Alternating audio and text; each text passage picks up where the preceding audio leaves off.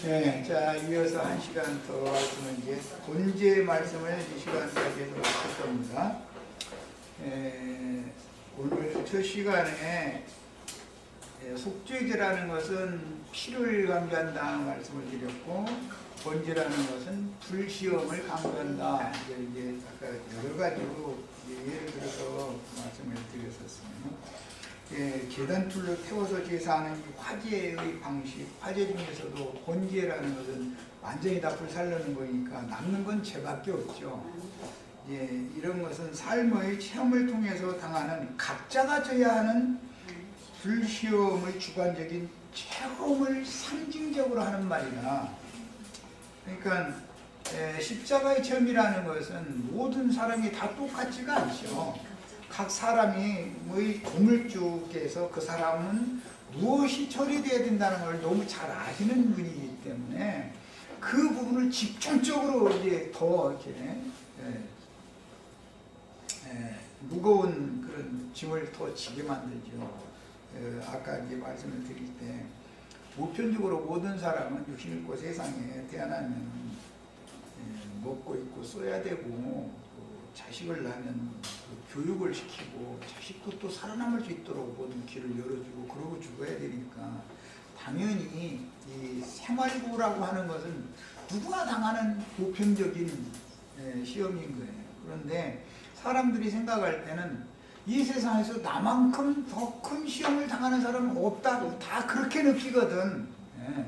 그래서 사실은 생활고의 문제로 시험을 당하는 것은 사실은 보편적이다라는 걸 생각을 먼저 하셔야 되겠고, 그 다음에 이 세상에 생존하는 모든 사람은 다 각자가 져야 되는, 각자가 책임질 수밖에 없는 십자가의 체험을 다 경험을 하게 돼 있어요. 이 면에서 저 사람은 좀 가벼운 것 같다 싶으면 다른 어떤 외부 사람은 모르는 어떤 무거운 짐이 있죠.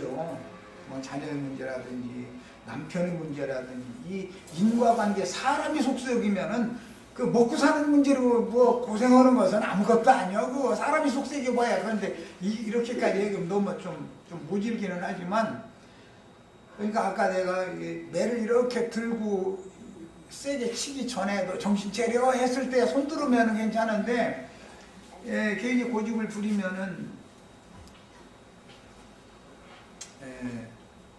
부부 관계가 예를 들어서 깨지게 되는 그런 문제다. 자녀가 있는데 그렇게 되면 그 부모로 말미암아서 자녀까지 부려먹게 되잖아요. 그 책임을 누가 질 거예요? 어차피 자기네들이 져야 되는 문제인데. 이런 것이 다 나만 이 세상에서 와서 고생을 제일 많이 한다고 생각하지만 그것은 다 사람마다 다르기 때문에 그렇고 속으로 골병들게 만드는 것이 다 있어. 우선 속부터 태우는 거예요. 그러니까 사람들이 그러잖아요. 아주 나 막 속 탄다 그러지 나 겉 탄다라고 말하는 사람은 없어. 난 참을 좀 안 그렇죠. 아유 속 탄다 이렇게 말하지. 그러니까 세상 사람 어디가 나 이게 뭘 탄다 그러면은 그렇게 하는 사람은 어디가 있어. 그건 물리적인 불이나 것을 태울 수 있는 것인데 그런 것보다는 사람의 내면을 자꾸 태우는 것이 하나님의 본제에 대한 뜻이기 때문에 반드시 이해를 정확하게 하라고 이런저런 말씀을 했었던 거예요.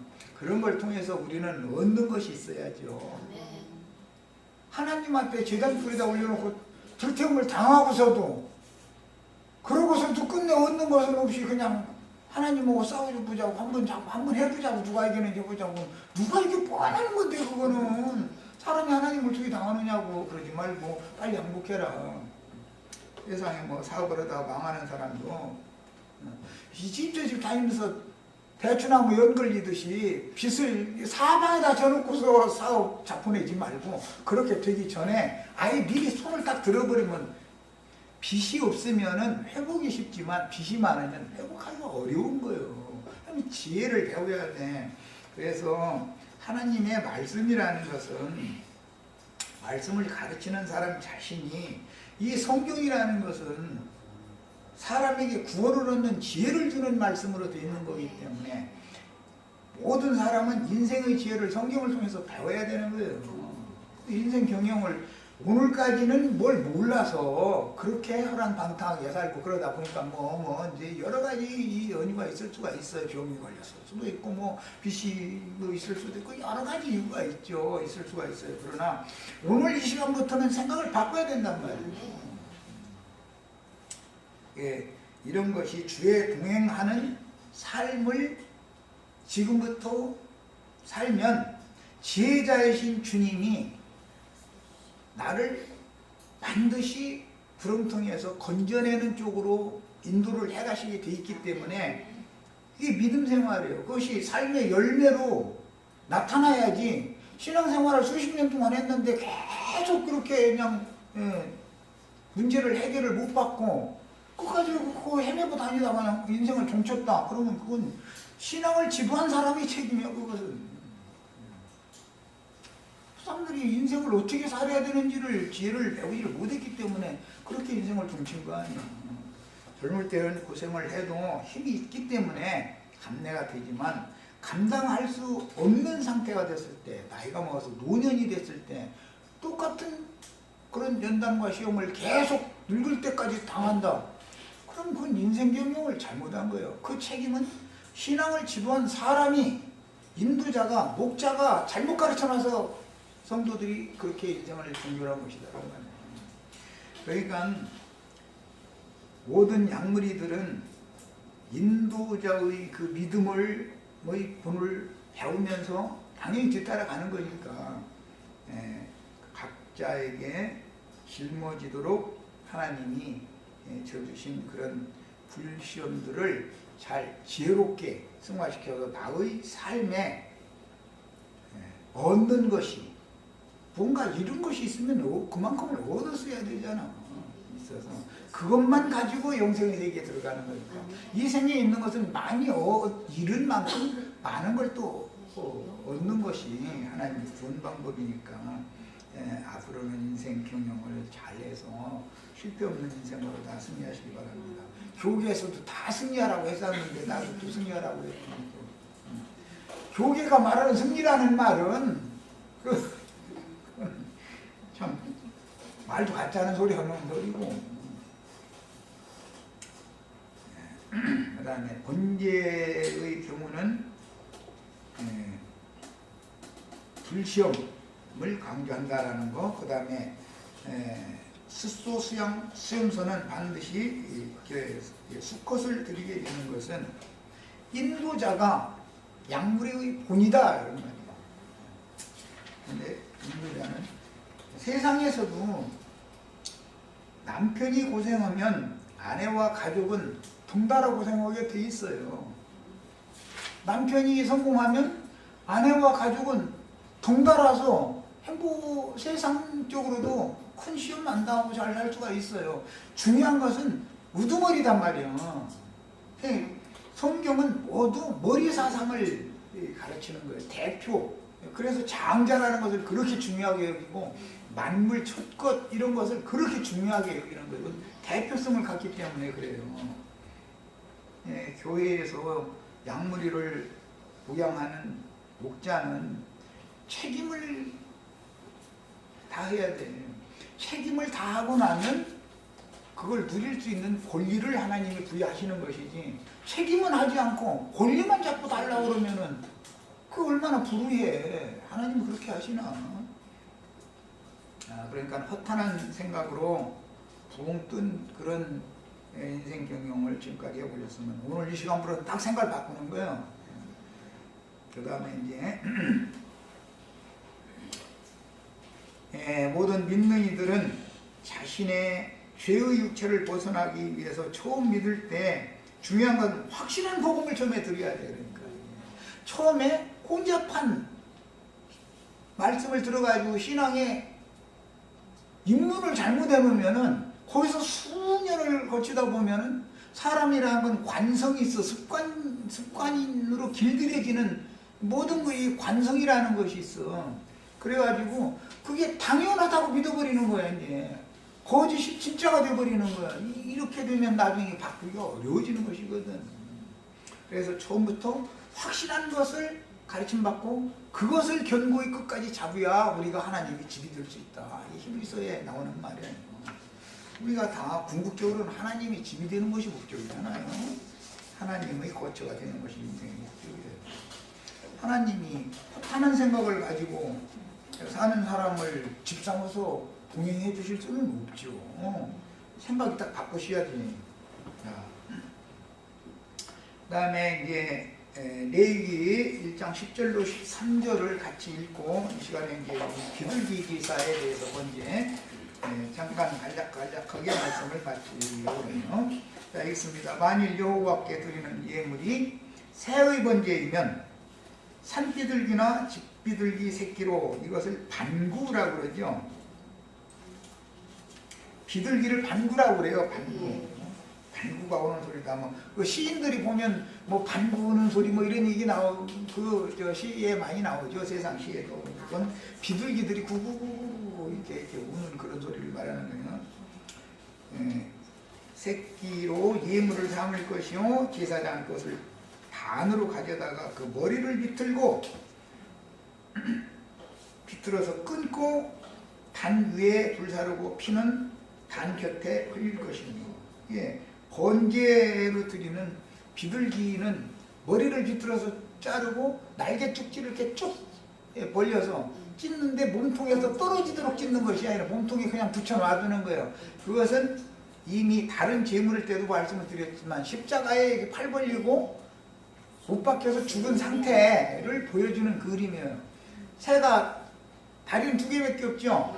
날개가 둘 있으니까 두 다리를 한 군데로 모으고 양날개를 쭉 펴서 이게 몸통에 붙여놔두면 십자가에 못 박힌 예수님의 상태가 그대로 드러나잖아요. 그렇게 만들어 놓는다는 거예요. 그렇게 해서 죽이는 거예요. 그러니까 예수를 안 믿을 때는 십자가라는 것을 세상에서 고생하는 것만 가지고 원망해. 그런데 예수를 믿으면 그 십자가의 고난이 나의 구원의 도구가 되는 것이잖아요. 그러니까 고생하는 것과 고난당하는 것은 다른 거예요. 고난당하는 것은 말씀이 응하게 하느라고. 말씀을 받은 말씀이 있기 때문에 내 자신이 그 말씀이 내가 돼야 되잖아요. 그래서 이런 이제 예수님은 이미 태어날 때부터 말씀이 육신이 돼서 오신 분이지만 우리는 거듭난 이후로나 말씀이 육신이 되는 과정을 거쳐야 되니까 그 차이가 있어서 그런 거예요. 근데 말씀을 받은 것은 이렇게 받았는데 나의 인생의 삶이 저런 방향으로 나간다. 그러면 아는 것과 믿는 것이 지금 서로 이율배반이고 좀 안 맞는다는 거야, 바란스가. 그것은 인도자의 책임이다. 신앙 지도를 잘못해서야 우리들이 지금 사실은 말씀을 받아놓고 나서는 말씀 인도를 따르는 것이 아니라 말씀과 다른 방향으로 세상 사람들의 원하는 방향으로 자꾸 삶은 그쪽으로 가려고 그러고 말씀은 번제단에서 불사르는 쪽으로 가고 이렇게 하면 이게 맞을 리가 없죠. 안 맞죠. 그건 쌩고생만 하는 것이지. 고생만 직사하게 하다가 인생 종치면 뭐해. 욥이 고난을 받았지만 최후로는 갑절이 복을 받았잖아요. 우리는 다 그 대신 그 과정을 아까 내가 보내죠. 소영기의 그 부부고 과정을 거치는 동안이 세상 말로 죽살이 치는 것이고 그거 경험이 없으면 이 복음을 전할 수가 없어. 그런데 이 세상에서 하나님이 나만 고생시켰다고 이렇게 생각하면 안 된단 말이야. 그게 제일 쉬운 거라니까. 생활 문제로 고난당하는 고생하는 것은 제일 쉬운 거예요. 그게. 그때 순종을 배워야 돼. 미리. 그때 순종을 배우지 않고 분푼이나 걸린다고 해가지고서 함부로 갖다 오남용해서 막 쓰고 이렇게 하다가 나이 먹어버리면은 이제는 그야말로 종친 인생이야. 그거는. 그래서 아까 내가 공업을 하려면 악수해봐가지고 손이 촉촉한지 같은 봐가지고 공업을 하라고 한 거야. 세상 사람들도 그걸 알아. 야, 새의 번제는 숫소나 수양, 수염소와 달리 암수를 가리지 않고 번제물로 드리고 또 제물의 크기로 볼 때도 제일 작은 분량의 제물이죠. 예, 이것은 이제 값이 제일 싼 거니까 새를 사서 제물로 드리는 거는. 예, 그래서 이것은 모든 구속받은 성도들 전체를 상징적으로 하는 말이고, 하나님의 통제와 제한을 거부하고 날개를 찢는 이게 굉장히 중요하죠. 이것은 그 생각이 풀어져 있어. 그냥 저 하고 싶은 대로 그냥 육체의 원하는 대로 그냥 저 가고 싶은 대로 날아다니는 버릇이 있다 이거예요. 인간이라는 건. 그러니까 첫째로 날개 목을 비틀어서 끊어버리고 생각을 바꾸게 만드는 거예요. 그 다음에는 날개 쪽지를 찢어버리는 거예요. 이것은 더 이상은 육신의 소욕을 따라서 함부로 방자하게 풀어진 생각을 따라서 이것저것 기웃거리고 다니지 못하게 만든다는 거예요. 그렇게 되는 경험을 해봐야 내가 예수 안에 갇혔구나. 예수님이 혼자 십자가에 못 박힌 게 아니죠. 내가 그리스도와 함께 십자가에 못 박혔다니 이건 믿음의 적용이잖아요. 그럼 내가 예수와 함께 십자가에 못 박히려면 내가 예수님 안에 내가 갇혀야 되잖아. 그래야 나도 같이 못 박히지. 이것이 믿음의 적용이다. 그래서 하나님을 떠나서 육체의 소욕을 따라서 미리하고 방랑하는 풀어진 마음의 생각을 따라서 하나님의 정하신 인생길의 향방도 모르고 허탄한 것에게 홀려서 헤매게 하는 육신의 생각을 주장하는 그 본성의 자아를 처리를 받는 것이 번제단이에요. 그래서 사람들은 세상에 살 때 속 탄다고 그러지 나 겉탄다라고는 않는다 이렇게 말씀드렸어요. 믿음의 적용이다 이거예요. 밖에 있는 생활 환경을 통해서 압박을 가하고 쇠풀무 애굽을 내서 태워지게 만들면 실제로 타는 것은 속이 타는 것이지 껍데기가 타는 건 아니에요. 껍데기는 후패되는 것이지. 그 사람은 날 가지고 후패되어지는 것이지. 그게 나이 먹어간다 그 말이에요. 그런데 그렇게 완전히 후패되어져가지고 허리 구부러지게 생겼고 눈도 침침해지고 뭐 귀도 잘 안 들리고 이때가 됐는데 남을 의지해서 살아야 되는 형편이 됐다. 그러면 그 인생 경영을 잘못한 것이고 그 책임은 목자에게 있다 이 말이에요. 나는 그런 책임을 하나님 앞에서 지지 않으려고 나도 손 터느라고 얘기하는 거예요. 지금 손 씻는 중이요. 예. 자꾸 팔미리를 형제 자매들한테 나 해놔도야 나도 가볍게 주님 앞에 쓸 거 아니야. 형제 자매들 너 평생 동안 말이야. 뭘 가르쳐 놨길래 말이야.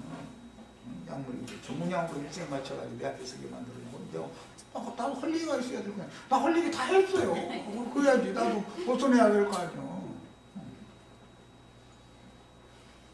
그 다음에 비둘기로 제물을 삼아 날짐승을 제물로 드리는 것은 은혜를 입은 성도들이 육신의 생각이 제거되어야 한다는 뜻이며, 비둘기 새끼의 희생은 모든 사람이 비록 어린아이라 할지라도 그 마음의 생각이 어릴 때부터 기독교계에서는 어린 것이 무슨 죄가 있냐고 그게 지옥 가냐고 이제 이러고 따져요. 어린 것이 죽으면 지옥을 안 가고 천당, 기독교계 가르치는 대로 천당 갈 것 같으면 다 잘할 필요 없어. 다 어릴 때 죽는 게 나아. 출면 더지 말고 뱃속에서 죽으면 더 빨리 가는 거고, 만약에 그게 구원의 방법이라면. 너무 성경의 도를 모르고 있어. 자녀를 낳아서 말귀를 알아들을 수 있을 정도로 길러서 복음을 들려줘가지고 진리의 말씀으로 거듭나서 온전케 되는 과정을 거쳐서 주의 품에 데려감을 받는 것이 구원인 것이지, 어린아이 때 죄 없이 죽었다 해가지고서 그 소위 말하는 천당에 가는 길이 아니야. 그런 것 같으면 잉태하면은 전부 저 독약 먹어가지고 떨어뜨려. 그러면 저 애미가 돼가지고 자식 천당 보내느라고 그런 거 아니야 그거. 얼마나 좋아. 전도하느라고 했을 것도 없고 나가지고 길르느라고 했을 거 뭐가 있어. 기독교계가 진리를 너무 왜곡하고 있기 때문에 제가 하는 소리예요. 그 다음에 어릴 적부터 마음의 생각이 항상 악하다. 창세기 6장에 나오는 말이죠.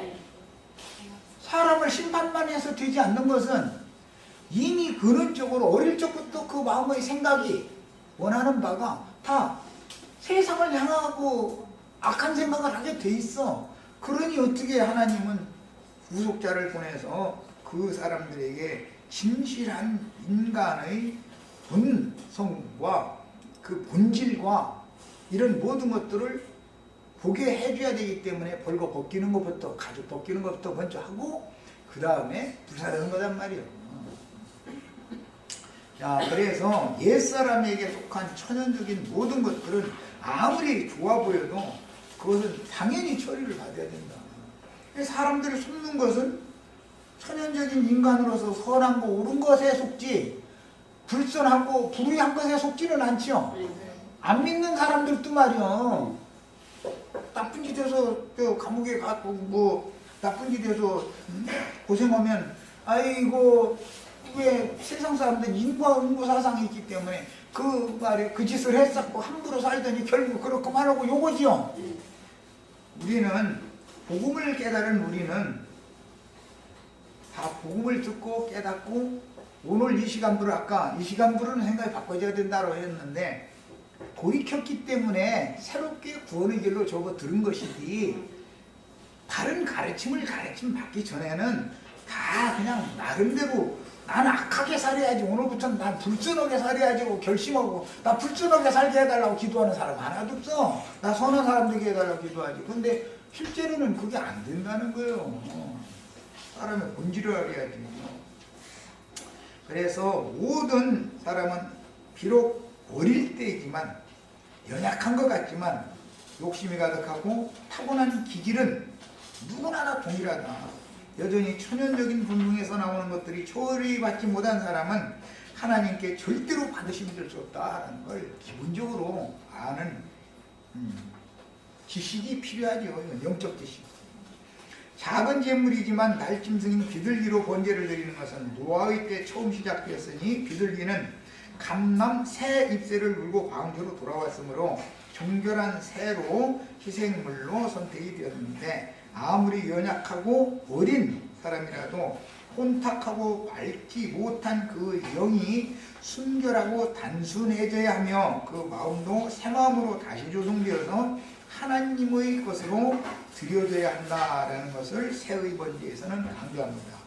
야, 비둘기 머리를 비틀어서 끊으라 그랬는데 그 다음에 이제 계단 날개 조끼를 찢어가지고 몇 통은 버리고 계단 불에 살라 그랬는데 이것은 아까 잠시 말씀드린 것처럼 풀어져서 멋대로 날아다니는 생각을 사용하게 하는 타락한 혼적 생명을 처리하기 위하여 이 생을 사는 전기간 아무리 그 마음이 여리고 순진하며 순수할 것 같아 보이는 사람이라도 옛 성품과 옛사람의 인격으로는 하나님께 나아갈 수가 없으므로 육적인 사고를 온전히 처리받아야 한다는 걸 입니다. 굉장히 어려운 얘기를 지금 했어요. 특히 우리 자매님들은 이쁘장해가지고 얼굴도 아주 부드러운 살에다가 다 이쁘장한데 다른 사람들은 속을지 모르지만 나는 안 속아. 난 경험이 있어. 이 세상에서 우리 아내가 제일 고집이 세요. 그런데 우리 아내가 고집이 제일 센 줄 알았더니 다른 사람 만나서 얘기 들어보니까 또 우리 아내는 세 발이 피어. 그래서 얼굴이 선해 보이고 이쁘장하다 해가지고서 그 마음의 생각이 어릴 때부터 악한 것이 아니다. 그것은 사람의 외모로 사람을 판단하는 게 아니라는 거예요. 남자 고집보다 여자 고집이 사실은 더 즐깁니다. 남자는 고집 부리는 체 하다가 크고 멋져버리기는 하는데 여자는 내뱉잖아요. 아니 끝까지 가자는 거야. 끝까지 못 당해. 법원에서 이유를 하는 것도 가정법원 판사가 다시 화합하라고 기회를 또 주고 또 가면은 앞으로 40일 후에 또 오라고 해가지고 화합 잘했느냐고. 아이 그래도 이혼하겠다고 남자 보고 얘기하면은 아이고 생각을 다시 한번 해보겠습니다. 남자는 대부분 그렇게 말해요. 두 번, 세 번째 불려가서는. 근데 여자는 아니 여자 때문에 이혼이 되는 거예요. 결과적으로는 문제야. 물론 남편이 일으켰으니까 여자 화가 난다는 뜻인데, 그래도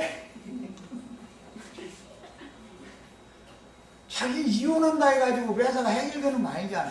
자기 자식들은 애도 없는 자식으로 기를 거예요? 자기가 기를 거예요? 어떻게 기를 거예요? 이런 것을 많은 걸 다 생각을 해봐야 되는데, 이런 흔들면 콩푸고 좀 나눠야지. 어떻게 해줬어? 어떻게 해줬어? 집지. 그리고 일주일은 아버지 집에, 일주일은 엄마 집에, 이제 애들 출장에 왔다리 갔다 이렇게 만들어야지. 학교에 가도 그런 아이들은 위축을 당하게 돼 있어요. 성공 절대 못해요. 이런 걸 알아야 돼. 내 욕심, 내 원하는 걸 이루기 위해서 내 자식을 불행하게 만든다는 건 얼마나 무책임한 짓이야, 그게. 그리고 웬만하면 그야말로 듣고, 이러고 다시 화합해서 새로 잘 해보자고 이렇게 해서 정신 차리고 이제부터라도 새기를 가려야 맞는 것이지. 그렇잖아요.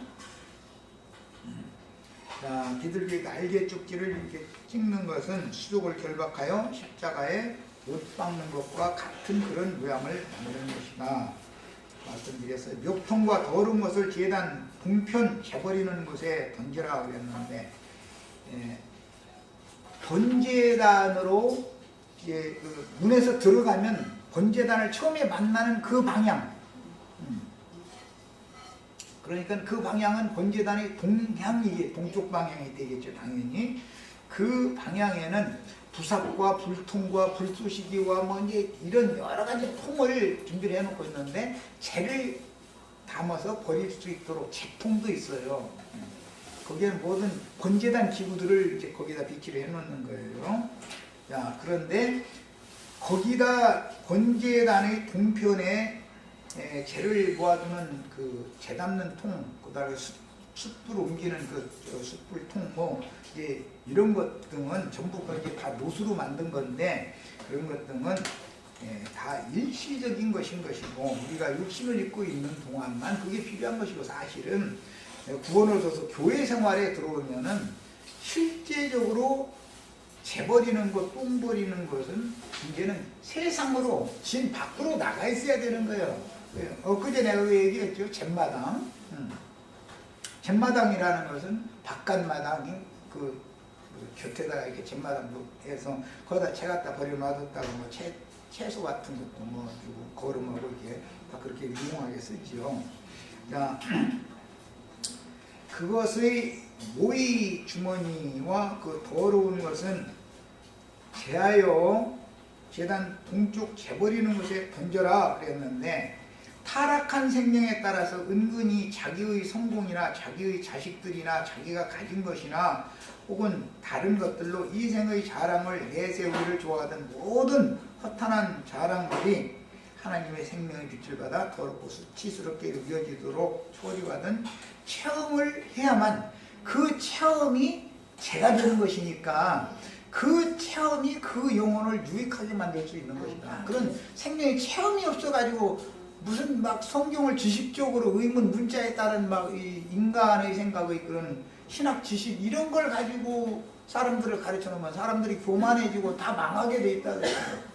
말씀을 가르치는 하나님의 종이 말씀을 받은 것 때문에 그 말씀이 육신이 되는 과정을 먼저 앞서서 그것을 체험적으로 그 경험을 한 사람이 말씀을 가르쳐야 모든 지체들도 그게 그 말씀이 자기 말씀이 육신이 되는 자기 구원의 말씀으로 이게 화합될 수가 있는 것이다 이런 말이에요. 예, 중요한 것은 말씀을 가르치는 사람이 중요해. 제일 중요해.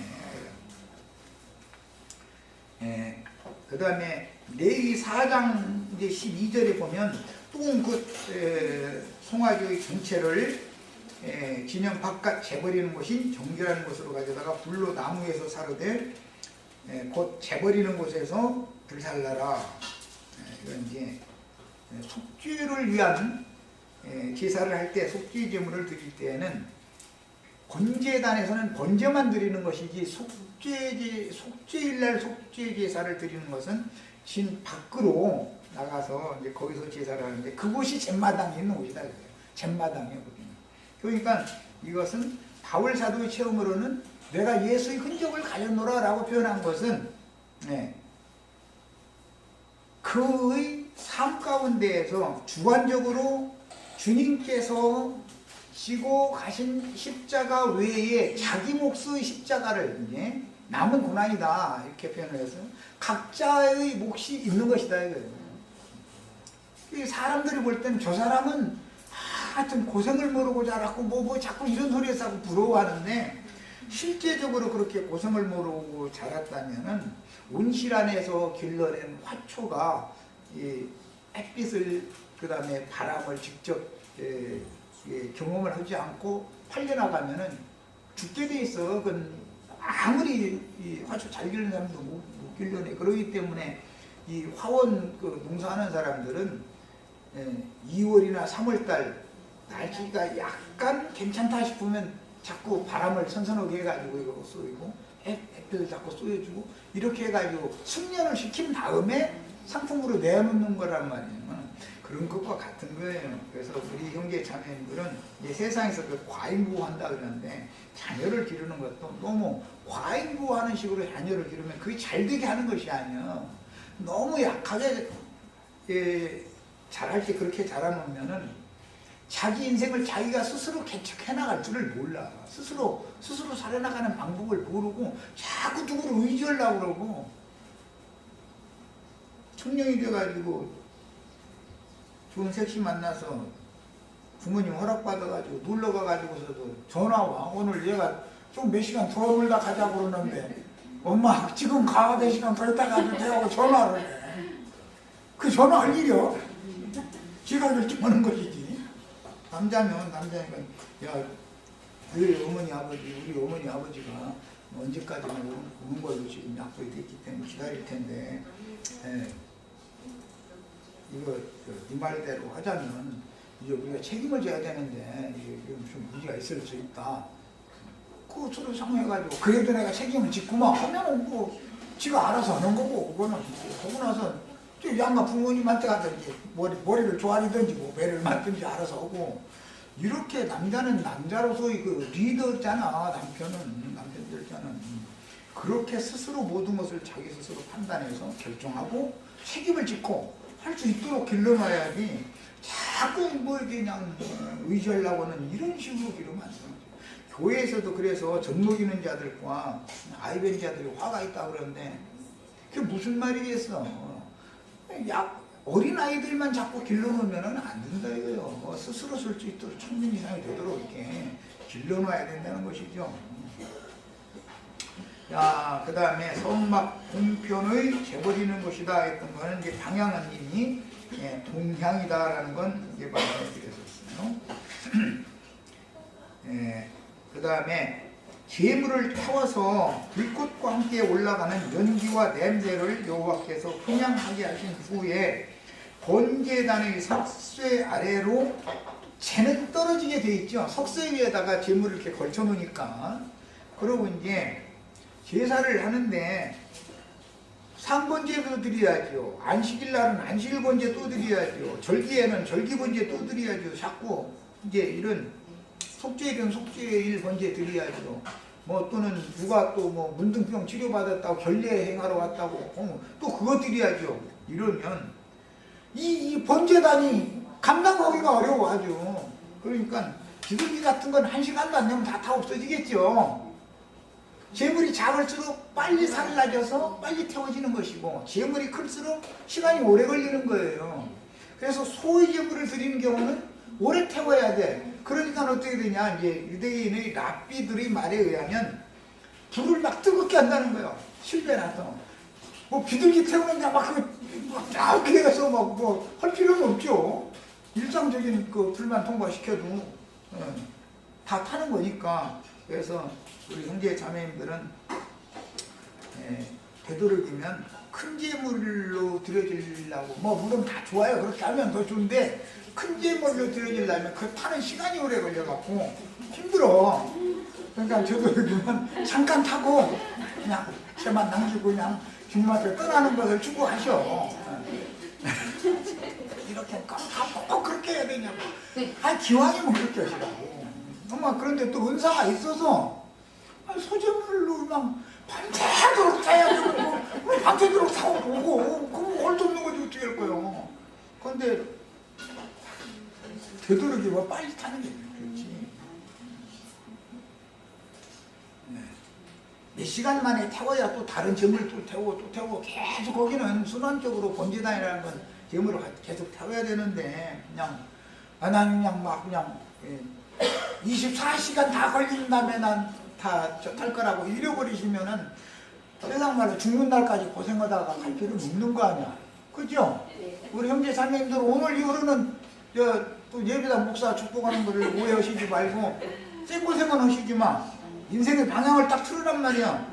그래가지고 이제는 모든 걸 잘못된 인생은 정리를 하는 거야. 오늘부터는 이제 이 번제 제사를 바치려고 얘기를 내가 지금 강조하는 거예요. 이런 말씀을 듣고서도 똑같은 생애를 똑같이 살아서 남은 인생까지도 말이야 인생의 그 삶의 지혜를 배우지를 못해가지고 그렇게 미련하게 인생 경영을 24시간 타고 싶으면 24시간 타든지 그래야 그 내가 감기도 어떻게 할 줄은 없죠. 기왕이면 빨리 끝내. 기왕이면 빨리 타야 다른 사람도 태워야 되잖아. 내가 번째단 다 찾아오고 나만 타고 앉았으면 뭐야. 우리 실체들은 지혜롭게 다 해가시길 바라. 지금까지 해움을 받았으면 이제 적용은 해움을 받는 인생을 살았으면 그걸로 족한 거야. 더 이상 계속 세상 말로 사서고생한다 그러는데 그렇게 인생 경영을 무직하게 해서는 안 되죠. 지혜로운 인생으로 인생 경영 잘해서 다 성공적인 인생이 되시길 바라요. 예배당 목사들 축복하는 내용과 다른 내용에 또 오해해서 들으시면 안 돼. 이 말씀 들었으면 하늘에서 돈보따리 쏟아지고 이런 말이 아니에요. 지혜롭게 인생 경영을 지금부터는 생각을 바꿔서 생각이 변화를 가져야 되는 거예요. 속 사람이 바꿔줘야 되잖아. 그러면 그의 삶도 육체의 삶도 바꿔지는 것이거든. 방향을 그쪽에다 맞춰 살기 때문에. 자, 그 다음에 날개자리에서 그 몸을 찢 때 조각나지 않게 찢어라. 이것은 십자가의 모양에 맞춰서 제단에다 올려놔야 되기 때문에 그래서 그러는 거예요. 이건 다른 희생에 비해서 상대적으로 작은 제물인 비둘기는 각을 칠 필요가 없죠. 이것은 목은 비틀어서 끊고 이제 목을 비틀어서 끊으면 그 멱통이 딸려 나오게 되겠죠. 그럼 멱통은 재버린 곳에 그건 태울 자격도 없다. 그건 이제 버려버리고 옛 생명은 이제 버려야 된다 말이죠. 그리고는 그 다음에 날개 쫓기를 찢는데 몸통에 붙어 있게 만드는 거예요. 그럼 이제 다리를 모아가지고 날개를 쭉 피면은 십자가에 못 박힌 예수님의 그 모양이 그대로 나오죠. 이렇게 해가지고 사르는데 비둘기는 태우는 시간이 제일 짧은 거다. 재물이 작은 것일수록 타는 시간이 짧아요. 자, 이제 이런 개념 때문에 신약에서는 감당할 수 없는 시험은 보내시지 않는다. 그 재물의 분량이 그거면 거기에 맞는 불시험을 보내시지 다 욕심 읽으라고 다 욕처럼 되라고 나는 욕처럼 되라고 두려워서 거기까지는 안 해. 감당할 수 있는 만큼만 시험을 주실 때 빨리 돌이켜야죠. 그때 그게 구원이 돼야지. 결국은 뭐 어떻게 읽어보라 해가면서 막 자기를 욕처럼 만들면 감당하지도 못하고 나 같은 사람은 뭐 감당이 안 되니까 다 배부르처럼 막 네가 젊어서는 네 원하는 곳으로 네 멋대로 다녔지만 비둘기 지 멋대로 막 날아다니면 또 이제 그 얘기하는 거예요. 네가 늙어서는 네가 이제 팔을 벌릴 텐데 그 이제 날개죽기 찢기는 것이죠. 그것은 저가 어떠한 죽음으로 하나님께 영광을 돌릴 것을 예언적으로 말씀하신 거라는 거예요. 그런데 기왕이면 우리는 소로 죽지 말고 비둘기를 죽어. 저 세상 말이야 속이 편해. 그런데 또 은사가 있으신 분은 소로 죽고 뭐 그걸 내만 들어오는 게 아니니까 기름진 일랑 소로 죽어. 형제니까 말이야. 책임감을 가져야 됩니다. 자, 그 다음에 새의 양쪽 날개 쭉지를 찢고 불사르는 번제는 육신의 생각을 따라 멋대로 풀어져 행하며 살던 옛 죄에 다시 돌아가지 못하도록 풀어진 생각들이 처리받는 것을 의미하며 하나님께서 각자의 분수에 맞도록 정해주신 각자의 십자가 체험은 각자가 다 다르죠. 그 사람의 분량에 맞춰서 그걸 보내시는 거예요. 하나님은 지혜이군요. 그러니까 내가 이 세상에서 제일 고난당한다고는 생각은 잘못된 생각이요. 그렇지 않아요. 그 사람이 감당할 수 있는 범위 내에서 시험을 보낸다. 그렇지만 그런 시험을 통과를 하면 모든 것이 있어야지 잃는 것만 있으면 헛고생하는 거 아니야. 생명에 속하고 영혼에 속한 것을 얻어서 속사람이 온전케 되어지는 것, 이것이 잘한다 그러고, 그 다음에 교회 건축, 교회로 세워진다라는 말은 속사람이 온전케 되어져 가는 상태를 말하는 거예요.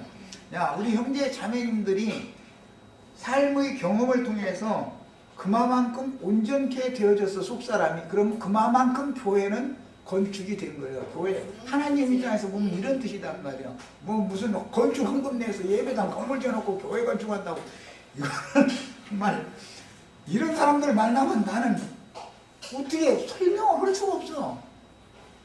주님의 집으로 세움을 받는다라는 말은 형제 자매님들 각자가 제물로 드려져서 하나님이 받으실 수 있는 제물로 드려지는 상태이기 때문에 겉사람이 불시험을 통과할 때 속사람이 날로 날로 온전케 되려 세워져 가는 것, 상태가 교회로 세워진다 그러는 거예요. 교회 건축이 하나님의 집을 세우는 거예요. 이렇게 세우는 거예요. 하나님의 집은. 그러니까 하나님의 집은 당신 하나님이나 세울 수 있는 것이지 사람이 세울 수 있어요?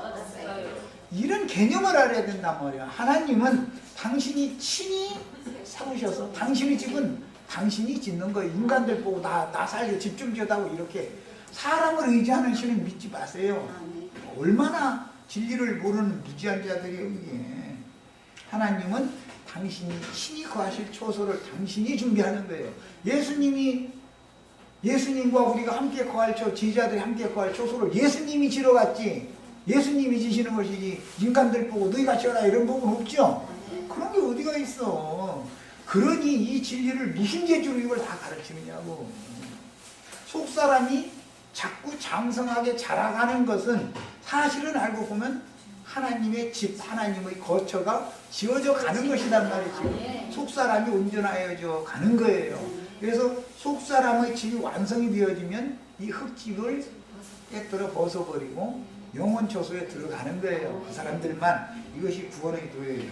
자, 그 다음에 번제를 드리는 이제 방법은 지난 시간에 출애굽기 29장이나 민수기 15장, 28장 이런 데를 다 읽었으니까 오늘은 약하기로 하고 이제 소제에 관한 말씀을 2장 같이 읽고 마치겠습니다. 문자리 의미를 다 살필 수 있는 시간이 있는 모르겠네.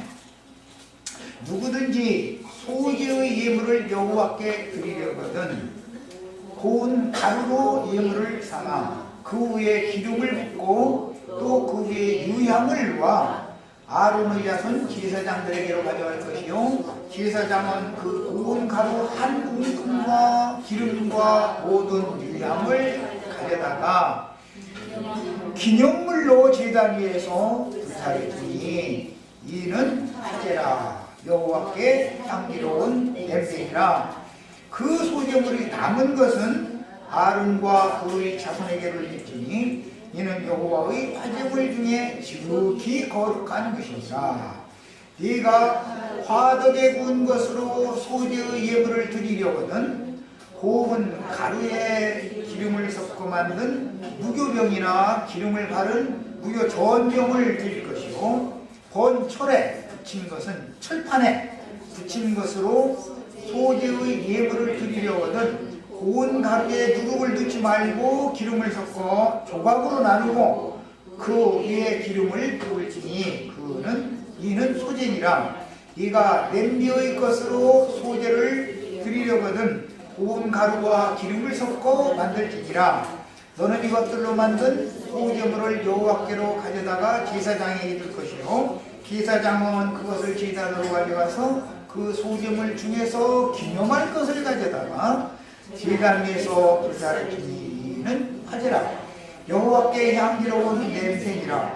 소제물의 남은 것은 아론과 그의 아들들에게 돌릴지니 레위인들에게 돌리는 게 아니에요. 이것은 레위인들 중에서도 아론의 직계손들에게만 돌리는 거예요.